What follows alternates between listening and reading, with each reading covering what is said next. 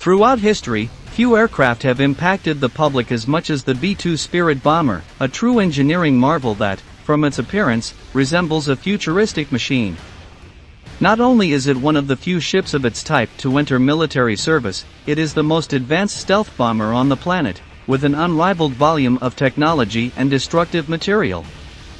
Currently there are only 21 operating units, and each one is used in a limited way due to its very high cost. The question we all ask ourselves is, how does it feel to pilot one of these unique machines of destruction? Few soldiers have had the honor of mastering the B-2 Spirit, but in this new video from Military Aviation we suggest you enter the cockpit to experience what life is like as a pilot of the most impressive stealth bomber in history. The story of the Northrop Grumman B-2 Spirit began to be written in the last stretch of the Cold War, when the need to go through the heart of the Soviet Union with a nuclear attack was still being evaluated. Once the socialist power ceased to exist, the need for a stealth bomber was called into question. Even so, the development continued as a black project, that is, with a totally secret development whose expenses were not included in the official budget. The result of so much mystery was a stealthy, futuristic-looking flying arrow capable of penetrating anti-aircraft defenses to bring nuclear destruction to any target. The final cost of the program is estimated at $44 billion, with a unit cost of over $2 billion. The program cost twice the GDP of a third-world nation. With a length of 21 meters and a wingspan of more than 52, the B-2 Spirit is a true aerial titan that can transport up to 23,000 kilograms of explosives, with a top speed of 950 kilometers per hour and a distance of up to 11,100 kilometers. Just enough for a one-way trip between California and Moscow. Taking into account the cost and the brutal characteristics of the plane, the million-dollar question is, who is qualified to fly that beast? On board the most expensive bomber in history, the responsibilities are far greater than on any other aircraft in the U.S. fleet. On attack platforms like the mythical Boeing B-52 Stratofortress, crews are usually made up of 5 people who are in charge of all operational aspects of the bombing. In contrast, inside the B-2 there is only room for 2 crew members who must take charge of all the complex navigation and attack systems during exhausting days. Due to its operational qualities and ability to fly long distances, B-2 Spirit missions are often particularly long, averaging 30 hours and an all-time record of over 73 hours in October 2001, when one of these bombers flew a round trip between Missouri and Afghanistan. Can you imagine the physical cost of connecting the United States and the Middle East in a single flight? Due to challenges like that, the B-2 pilots are the elite of the aircrews despite having fewer hours flown. Experience is essential, but it is not the only thing that is needed to get on board this ship. You also need a physical state and a psychological preparation similar to that maintained by Special Forces operators such as Navy SEALs or Army Rangers. The first challenge is getting in, as you have to go through a lengthy background and service check process, as described by B-2 pilot Lauren Collett. So to train in the B-2, you do put in an application, you go through an interview process, they make sure all of your records are clean, so you've passed all of your check rides, and you pass the tests. It's all a big process. The B-2 Spirit pilot training program consists of 6 months that include intense intellectual and physical challenges and extensive simulations that seek to push the capabilities of applicants to the limit. In general, all these activities are carried out at Whiteman Air Force Base, home of the 509 Operations Group, the team in charge of operating the B-2 fleet. The initial course is divided into 266 hours of theory, 30 exams, 46 simulator missions and 10 test flights.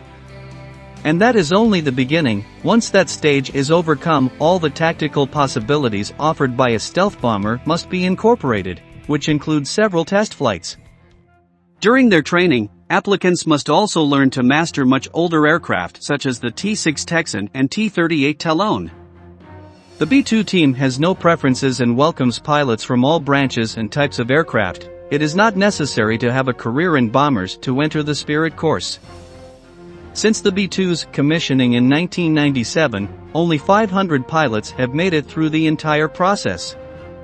It makes a lot of sense that the training has so many complications. After all, those who are chosen will be in charge of state-of-the-art machinery with a cost of more than $2,000 million. Keep in mind that, for every hour of flight of this invisible ship, 55 hours of work in preparation and maintenance are required. This is also reflected in the huge team that checks and safeguards the B-2's intricate avionics. The Spirit was not only expensive to produce, it is also expensive to maintain. For these reasons, the operational history of the B-2 is very short, since placing the units in unnecessary risks is usually avoided.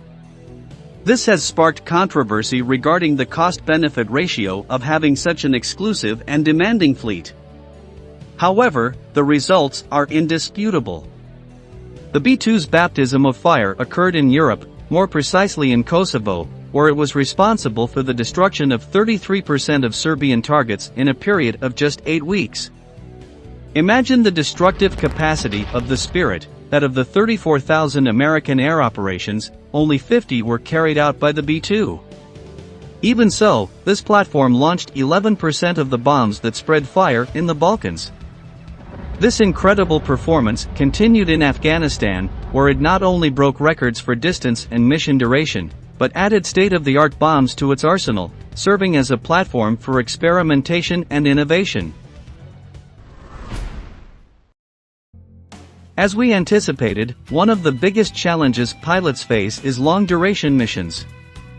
That is why these types of attacks must be planned well in advance, in order to have a detailed outline of what each crew member will do and what their rest periods are during the mission.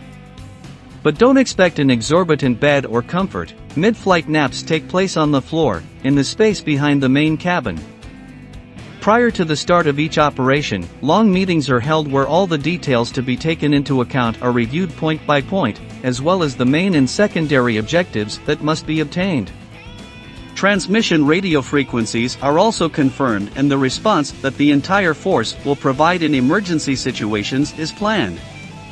The takeoff, the launch of the bombs and the landing are critical moments in which the harmony between the crew has to be perfect. Such is the precision that is needed, that the clocks of the entire team must be synchronized. A second's delay can end in a multi-million-dollar disaster. Don't take our word for it. Let's hear from U.S. Air Force pilot Mark Hafner. The day before I fly a B-2, I don't want to eat anything fancy and I try to go to bed early. On the day of the mission, I also try to sleep as much as possible. That's the only way to deal with the 30-plus hours you'll spend in the air. He also clarified that it is essential to stay hydrated, and bring an extra change of clothes and light snacks. It's almost like a long road trip, Hafner completed. Sure, with the small difference that road trips are generally not made in multi-million-dollar vehicles with several tons of explosive material on board. Pilot Lauren Switch-Khalid has another way to describe the power of this aircraft and the incredible experience of being on board. It flies like a Cadillac, really. It's amazing. It's very responsive. So 4 engines total on the B-2 aircraft. The best way I can describe it is, most people know what an F-16 is. It's pretty loud, has afterburner. Basically 4 F-16 engines, but without the afterburner. It's surreal being a B-2 pilot. Sometimes I have to pinch myself. I've flown other airplanes, but when you're flying in the B-2 and traffic control, the guys that are controlling the airspace call you out to other airplanes, you know you're in something special. So I'm so thankful and honored and blessed every time I get to fly this airplane. With those strong words, we come to the end of this video. If you want to continue learning about the lives and training of the most experienced pilots on the planet, we invite you to subscribe and activate notifications on our channel. For the moment, we say goodbye until the next installment of Military Aviation.